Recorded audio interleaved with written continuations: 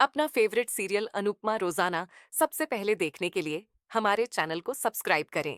आज के एपिसोड की स्टार्टिंग में हमें दिखाया जाता है कि मनोहर जी अनुपमा से बोलते हैं कि मैं तो तुम्हारा नाम पूछना ही भूल गया, तुम्हारा नाम क्या है? तो अनुपमा अपना नाम बता देती है। वह बोलती है मेरा नाम अनुपमा है। मनोहर जी बोलते हैं ठीक है अनुपमा, अब मैं तुम्हारी नृत्य की परीक्षा लेता हूँ। मनोहर जी बोलते हैं अगर तुम्हें ट्रेडिशनल डांस नहीं आता तो तुम फिल्मी गाने पर डांस करके हमें दिखा दो। अनुपमा बोलती है मैं डांस करने के लिए नहीं आई हूं, मैं तो यहाँ खाना बनाने के लिए आई हूं। मनोहर जी बोलते हैं खाना बनाने के लिए आए हो? फिर तो तुम्हें डांट पड़ेगी और तुम्हारी पिटाई होगी, क्योंकि कल हमारा बहुत मन था कि कुछ अच्छा खाएं और तुम तो यहाँ आई थी और बिना मिले ही भाग गई।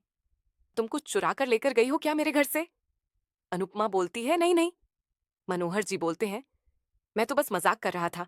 एक अंदर की बात बताऊं, इस घर में कला के सिवा कुछ और कीमती चीज नहीं है, और कला तो हम खुद लोगों को सिखाते हैं। अनुपमा मनोहर जी से पूछती है आप मुझे बता दीजिए कितने लोगों का खाना बनाना है? तो वह बोलते हैं 2 लोगों का। तभी अनुपमा वहां पर मनोहर जी की वाइफ की फोटो दिखती है। अनुपमा बोलती है आपका और आपकी पत्नी का। मनोहर जी अनुपमा को बताते हैं कि मेरी पत्नी इस दुनिया में नहीं है। फिर अनुपमा पूछती है कि 2 लोग कौन हैं? तभी मनोहर जी बोलते हैं तुम खाना नहीं खाओगी क्या? मनोहर जी अनुपमा को बोलते हैं कि खाने से पहले एक अच्छी सी चाय बनाकर ले आओ। इसके बाद अनुपमा रसोई में जाने लगती है। तभी मनोहर जी अनुपमा को रोकते हैं और बोलते हैं सुनो निरुपमा, तुम्हें 4,000 से ज्यादा एक भी पैसा ज्यादा नहीं मिलेगा, और सैलरी महीने की लास्ट में मिलेगी, उससे पहले नो एडवांस। आगे कृष्ण कुंज का सीन दिखाया जाता है, जिसमें हमें दिखाया जाता है कि मोटी बा बहुत ज्यादा गुस्से में होती है। वह कृष्ण कुंज में जाकर चीजों को इधर उधर फेंकने लग जाती है। बा वहां पर आती है और बोलती है आप यहाँ क्यों आई है, और अब हमने क्या कर दिया जो आप चीजों को इधर उधर फेंक रही है? फिर बा बोलती है अच्छा मैं समझ गई, आप अपनी पोती प्रार्थना को लेने आई है, तो आप अपनी पोती प्रार्थना को ले जाइए, मुझे भी बहुत खुशी होगी। मोटी बा बोलती है जो कुछ हुआ है उसे मुझे तो बताने में भी शर्म आ रही है। वह बा को बोलता है कि आप अपने लाडले पोते अंश से ही पूछिए इसने क्या किया है। आगे फिर से हमें अनुपमा को दिखाया जाता है। अनुपमा किचन में काम कर रही होती है। तभी मनोहर जी अनुपमा के पास आते हैं और पूछते हैं तुम्हें सारा सामान मिल गया है क्या? अनुपमा बताती है कि मुझे बहुत मेहनत लगी है, सारा सामान इधर उधर पड़ा है, कोई भी अपनी जगह नहीं है। मनोहर जी बोलते हैं जिस घर में औरत ना हो उस घर का यही हाल होता है, और सामान मैंने छुपा कर रखा है, क्योंकि पहले जो काम वाली थी वह मेरे घर से सामान चुरा कर ले जाती थी, इसलिए मैंने सामान को अलग अलग जगह छुपा कर रखा है। मनोहर जी जाकर अपना डांस करना शुरू कर देते हैं। यहाँ पर अनुपमा को भी अपने पुराने दिन याद आ जाते हैं, कैसे उसने उन शराबियों के सामने डांस किया था। अनु बहुत ज्यादा परेशान हो जाती है। फिर वह सोचती है मुझे काम तो करना ही पड़ेगा। अनुपमा चाय बनाकर मनोहर जी के लिए ले जाती है। वह बोलते हैं तुमने एक ही चाय क्यों बनाई है? तब अनु पूछती है कि क्या आप 2 चाय पीते हैं? मनोहर जी हंसते हुए बोलते हैं हमारे देश में कोई दुख बांटे या ना बांटे, लेकिन चाय जरूर बांटनी चाहिए, हर दर्द की दवा है चाय। मनोहर जी अपनी चाय में से आधी चाय अनुपमा को दे देते हैं और वह दोनों चाय पीने लग जाते हैं। मनोहर जी बोलते हैं तुम्हारे हाथ में तो जादू है, चाय पीकर मजा ही आ गया। आगे फिर से प्रार्थना, अंश, मोटी बा इन सबको दिखाया जाता है। प्रार्थना मोटी बा से बोलती है कि आप क्या बात कर रहे हो, कुछ समझ नहीं आ रहा। मोटी बा प्रार्थना पर गुस्सा करती है और बोलती है तुम्हें नहीं पता क्या हुआ है। एक तो अपने भाई के मौत की जिम्मेदार परिवार में रह रही है और ऊपर से ये सब कुछ। फिर मोटी बा बोलती है मुझे तो बोलने में भी शर्म आ रही है। बा मोटी बा को बोलती है अगर शर्म आ रही है तो घूंघट निकाल कर बोलिए, लेकिन बोलिए तो सही, हमें भी समझ आए कि आप बोल क्या रही हैं। तभी गौतम प्रार्थना के पास जाता है और प्रार्थना को बोलता है प्रार्थना, तुम मेरे साथ ऐसा कैसे कर सकती हो? मुझे तुमसे उम्मीद नहीं थी, अंश तो है ही घटिया आदमी, लेकिन तुमने ये क्या किया?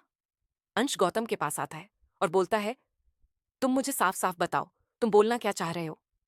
तो गौतम सबको बताता है कि प्रार्थना प्रेग्नेंट है और प्रार्थना के पेट में अंश का बच्चा है। ये बात सुनकर सारे घर वालों के होश उड़ जाते हैं। अंश गौतम के पास जाता है और गौतम की कॉलर पकड़ता है और उसे बोलता है, तुम ये क्या बकवास कर रहे हो? तभी मोटी बा को गुस्सा आता है और वह अंश को एक जोरदार थप्पड़ लगा देती है। मोटी बा सब लोगों को बोलती है कि आज हम यहाँ बस इतना बोलने के लिए आए हैं कि आज से हमारे लिए प्रार्थना मर गई है और हमारा प्रार्थना के साथ कोई रिश्ता नहीं है। यह बात बोलकर मोटी बा और गौतम वहां से चले जाते हैं। गौतम जाते जाते अंश को बोलता है कि तुम बस देखते जाओ, मैं अब तुम्हारा क्या हाल करता हूं। इधर प्रार्थना ये सब कुछ देखकर बहुत ज्यादा दुखी हो जाती है। अनुपमा मनोहर जी के लिए खाना बनाकर ले आती है। तो मनोहर जी बोलते हैं, अच्छा तुम मुझे एक बात बताओ, क्या तुमने कभी नृत्य किया है? अनुपमा को अपने पुराने दिन याद आ जाते हैं, कैसे वह डांस किया करती थी। मनोहर जी बोलते हैं, सबको नृत्य करना चाहिए। नृत्य से हमारे मन को शांति मिलती है और हमारे शरीर के लिए भी अच्छा होता है। इसके बाद मनोहर जी खाना खाते हैं तो वे बोलते हैं, खाना बहुत ही ज्यादा स्वादिष्ट बनाए, तुम्हारे हाथ में सच में जादू है। आगे हम बा को देखते हैं। बा अंश पर गुस्सा करती है और अंश को बोलती है, तुमने यह क्या किया? ये सब कुछ करने से पहले तुमने अपने परिवार के बारे में नहीं सोचा।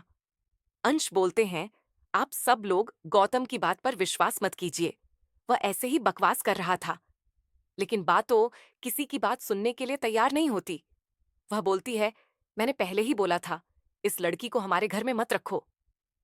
तभी प्रार्थना जोर से बोलती है, ये बच्चा गौतम का ही है, मेरे और अंश के बीच ऐसा कुछ नहीं है जैसा आप सब लोग सोच रहे हैं। बा बोलती है, ये बात तुमने अपने पति गौतम और मोटी बा को क्यों नहीं बताई? आगे हमें अनुपमा को दिखाया जाता है। वह मनोहर जी को बोलती है, ठीक है, फिर मैं अब अपने घर के लिए निकलती हूँ। तभी मनोहर जी अनु को रोकते हैं और अनुपमा को नटराज की मूर्ति देते हैं। बोलते हैं, ये मेरा आशीर्वाद है। अनु नटराज जी की मूर्ति लेने से मना करती है। मनोहर जी बोलते हैं, इस आशीर्वाद के लिए तो मेरे शिष्य तरसते हैं और तुम इस आशीर्वाद को मना कर रही हो। फिर अनु वह मूर्ति ले लेती है। अब अगला सीन हमें फिर से कृष्ण कुंज का दिखाया जाता है, जहां बा प्रार्थना का हाथ पकड़कर उसे घर से बाहर निकल रही होती है।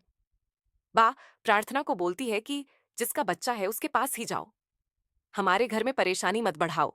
वह प्रार्थना को घर से बाहर निकल रही होती है। तभी अंश बीच में आ जाता है और बोलता है कि प्रार्थना इस घर से कहीं नहीं जाएगी, वह इस घर में ही रहेगी और ये मेरा आखिरी फैसला है। आगे हम अनु को देखते हैं। अनु अपने घर जा रही होती है। तभी वह रास्ते में देखती है कि एक आदमी अपनी पत्नी के साथ मार पीट रहा होता है। उसने शराब पी रखी होती है। अनु को बहुत गुस्सा आता है, लेकिन फिर अनु रूक जाती है। वह बोलती है, मैं दूसरों के मामले में अब नहीं घुसूंगी। और यहीं पर आज का एपिसोड पूरा हो जाता है। अपकमिंग एपिसोड में हमें दिखाया जाएगा कि अनु उस आदमी की खूब पिटाई करती है। अनु देखती है कि वह आदमी अपनी पत्नी को बहुत ज्यादा बुरी तरीके से मारता पीटता है और उसकी बेटी उसे बोल रही होती है कि पापा मम्मी को अस्पताल लेकर जाना है, मम्मी की हालत खराब है। लेकिन वह आदमी गुस्से में अपनी बेटी को भी धक्का मार देता है। तब अनु को बहुत ज्यादा गुस्सा आता है और अनु उसे आदमी की पिटाई करने लग जाती है। अनु अपना मुंह साड़ी से ढक कर रखती है ताकि किसी को पता नहीं चले।